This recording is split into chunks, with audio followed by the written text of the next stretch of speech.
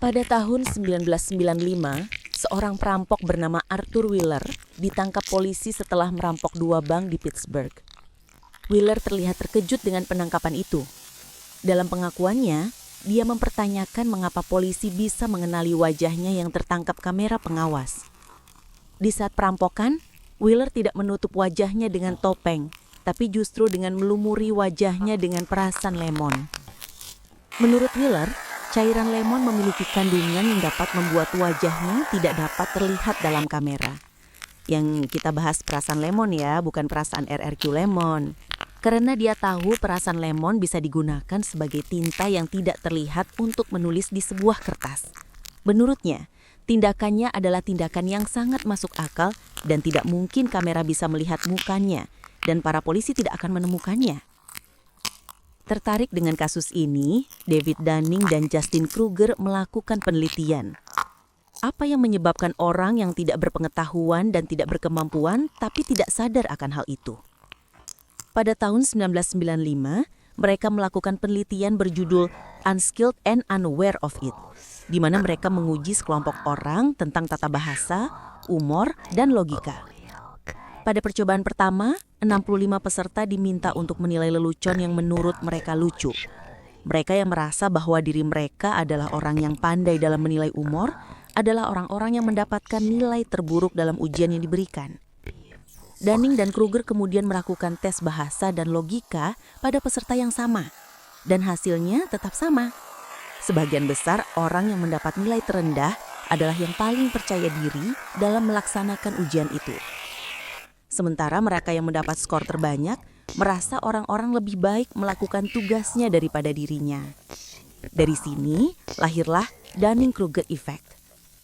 Kita semua pasti pernah waktu nongkrong dan ngobrol dengan teman-teman dan membahas sesuatu, pasti ada satu orang yang sangat pede dengan apa yang dikatakannya. Dia merasa mengetahui banyak hal. Tapi ketika kita coba searching di Google, ternyata semua yang dikatakannya tidak ada yang benar. Tapi yang membuat aneh di sini, orang ini kelihatan tidak tahu soal hal itu. Semua orang juga tidak tahu, jadi orang-orang percaya karena yang bicara itu terlihat yakin dengan apa yang dikatakannya. Dia sangat percaya diri, sampai kita memulai mempertanyakan apa dia tahu yang dikatakannya itu tidak ada yang benar. Tong kosong nyaring bunyinya. Dunning-Kruger Effect adalah bias kognitif ketika seseorang yang tidak memiliki pengetahuan atau kemampuan mengalami superioritas ilusif.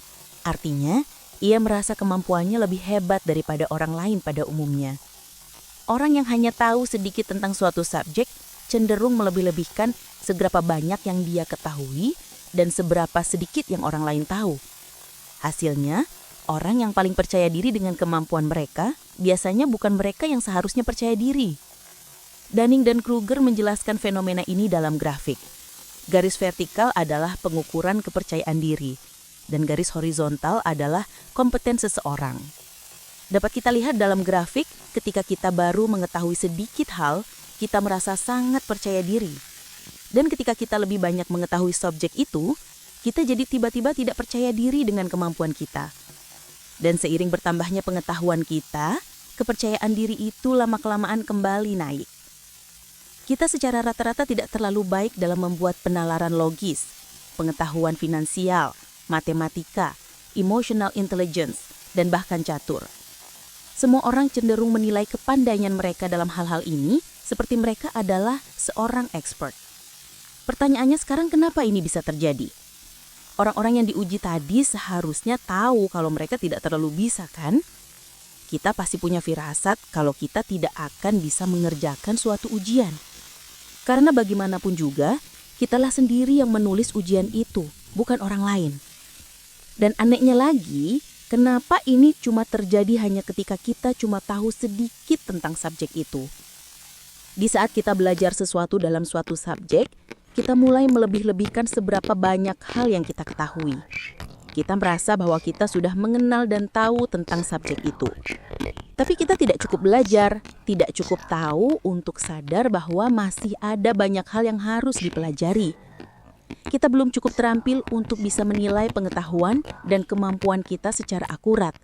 Kita belum bisa mengakses dengan mendalam tentang subjek itu. Jadi kita merasa kita tahu lebih banyak dari yang sebenarnya. Bayangkan kamu akan melakukan ujian tentang perang dunia misalnya. Karena kamu merasa sudah melihat cukup banyak TikTok mengenai perang dunia, kamu merasa cukup tahu tentang subjek itu. Tapi selain dari menonton video TikTok itu, kamu belum melakukan pembelajaran yang lain. Kamu belum melakukan penelitian apapun mengenai perang dunia. Dan kamu jelas tidak ada dalam perang dunia. Ketika kamu mengerjakan tes itu, karena kamu merasa tidak sebodoh itu, kamu merasa kamu pasti berhasil dalam ujiannya. Setidaknya lebih baik dari rata-rata. Kan? Beginilah cara kerja Dunning-Kruger Effect. Dengan menonton TikTok atau bahkan menonton beberapa dokumenter tentang perang dunia, bukan berarti kita sudah tahu dengan mendalam tentang subjek itu. Itu tidak cukup. Kamu baru melihat puncak dari iceberg itu. Tapi kamu tidak tahu seberapa besar es yang sembunyi di dalam air itu. Ini yang membuatmu hidup dalam ilusi bahwa kamu telah menemukan dan mengetahuinya semua. Kita melihat ini setiap hari. Mau itu teman yang sok tahu, siswa yang merasa sok pintar tapi nilainya rendah, karyawan yang merasa kesal karena orang lain yang mendapat promosi. Laporan kinerja memberikan pandangan objektif sebagaimana kinerja seseorang tanpa memihak. Namun ketika orang yang tidak terlalu tahu pekerjaannya, dia akan tidak puas dengan hal itu. Karena dalam pikiran mereka jauh lebih baik dari yang dituliskan dalam laporan. Dan ini membuat mereka memberikan alasan-alasan seperti bos tidak menyukainya atau bahkan memandang rendah pekerja yang mendapat promosi itu. Dia tidak mencoba untuk berhenti sejenak, pause, dan berpikir bahwa memang masih banyak hal yang harus dipelajari. Ada satu penelitian yang dilakukan pada seluruh insinyur yang ada di suatu perusahaan. Mereka diminta untuk menilai seberapa baik kinerja mereka dibanding dengan insinyur yang lain. 42% percaya bahwa mereka termasuk yang terbaik dan berada di 5% teratas di perusahaan. Dalam skenario lain, profesor di suatu universitas ditanya, apakah mereka mengajar dengan kualitas rata-rata, di bawah rata-rata, atau di atas rata-rata. 94% dari semua profesor merasa bahwa mereka mengajar dengan kualitas di atas rata-rata. Angka yang tidak masuk akal dalam perhitungan matematika. Walaupun dosen-dosen ini yang selalu memberikan nilai kepada orang lain, ternyata tidak terlalu bisa menilai diri sendiri dengan akurat. Penelitian lain yang dilakukan pada peserta debat dalam turnamen di suatu universitas. Tim 25% terbawah dalam babak pertama kalah hampir 4 kali dalam 5 kali pertandingan. Tapi mereka merasa bahwa mereka menang hampir 60%.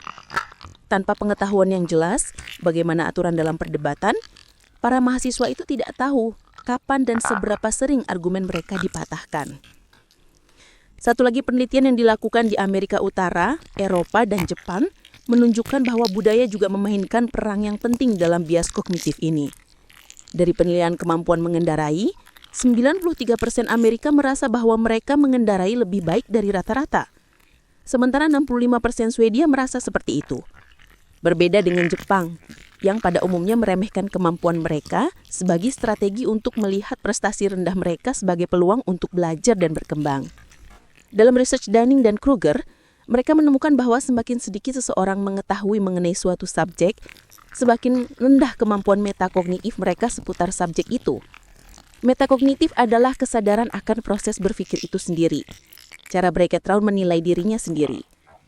Metakognitif yang rendah membuat mereka tidak sadar dengan ketidakmampuan mereka sendiri. Dan ini sungguh adalah hal yang cukup menyedihkan. Karena yang paling banyak bacotannya adalah yang paling tidak tahu mengenai hal yang dia bicarakan, dan dia yang paling dipercaya karena suaranya yang paling besar. Yang lebih menyedihkan di sini, orang yang paling bodoh adalah orang yang paling tidak mungkin mengambil kesempatan untuk belajar. Mereka tidak akan membaca lebih dan mendengar apapun dari orang lain, karena mereka merasa merekalah yang terbaik. Dan yang lebih memprihatinkan lagi, yang lebih tahu mengenai subjek itu tidak mau mengajarkan yang tidak tahu, padahal itu yang seharusnya mereka lakukan. Mereka merasa tidak mampu melakukan hal itu, padahal mereka yang seharusnya lebih mampu. Dan akhirnya semuanya menjadi stagnan. Kalau kita melihat media dan internet, suara mereka yang tidak terlalu tahu, guru kampret, influencer keras, expert gaduan, dan masih banyak lagi, mereka memiliki sedikit pengetahuan tapi itu tak menghentikan mereka untuk mengeluarkan suara mereka. Sekali lagi tong kosong nyaring bunyinya. Sekarang, misinformasi menjadi masalah besar. Orang-orang baru melihat satu topik, mereka langsung pergi mengajari orang lain. Mereka tidak meluangkan sebentar saja untuk membaca sebelum berkuar-kuar tentang seberapa banyak hal yang mereka ketahui atau seberapa banyak hal yang mereka kira mereka tahu.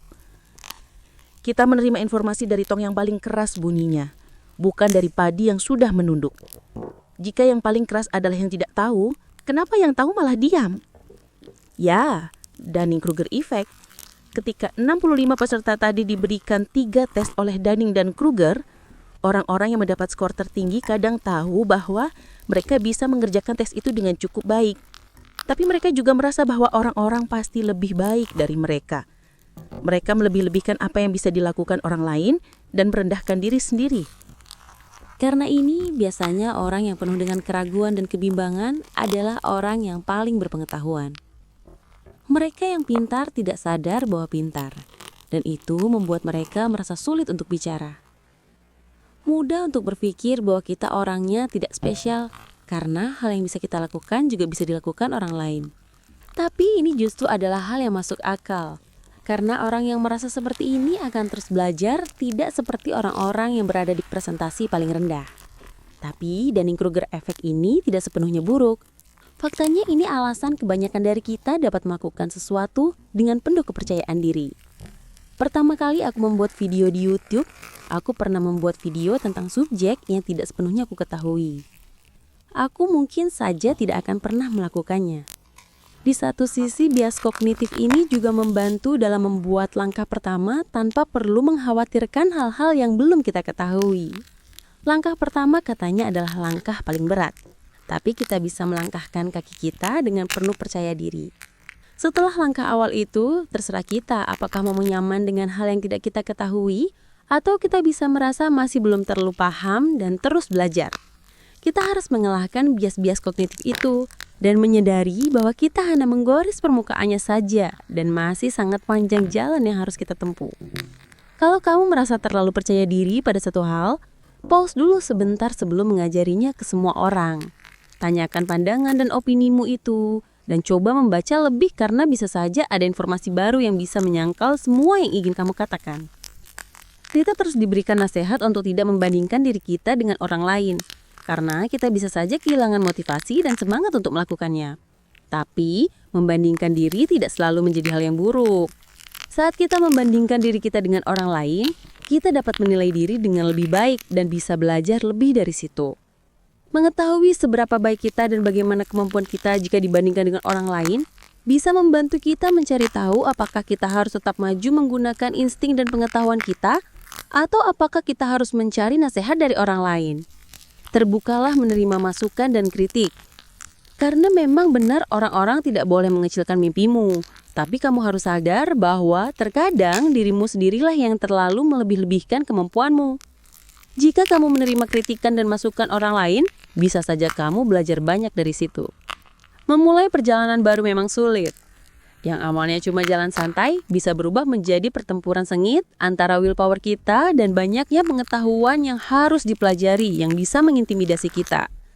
Jangan menyerah. Semakin lama kita berusaha, semakin banyak kekuatan yang bisa kita peroleh. Entah gagal ataupun sukses, entah kalah ataupun menang, semua ada prosesnya. Hingga kita akhirnya menang. Mari kita sama-sama belajar. Jangan puas dengan sedikit pengetahuan yang kita miliki. Imam Syafi'i pernah berkata bahwa barang siapa belum pernah merasakan pahitnya menuntut ilmu walau sesaat, ia akan menelan hinanya kebodohan sepanjang hidupnya. Kutipan ini menekankan bahwa perjuangan dan kelelahan dalam belajar di masa muda akan menyelamatkan seseorang dari kehinaan karena ketidaktahuan di masa tua. Kutipan ini juga menyiratkan bahwa ilmu dan takwa adalah penentu harkat dan martabat seseorang. Terima kasih. Wassalam.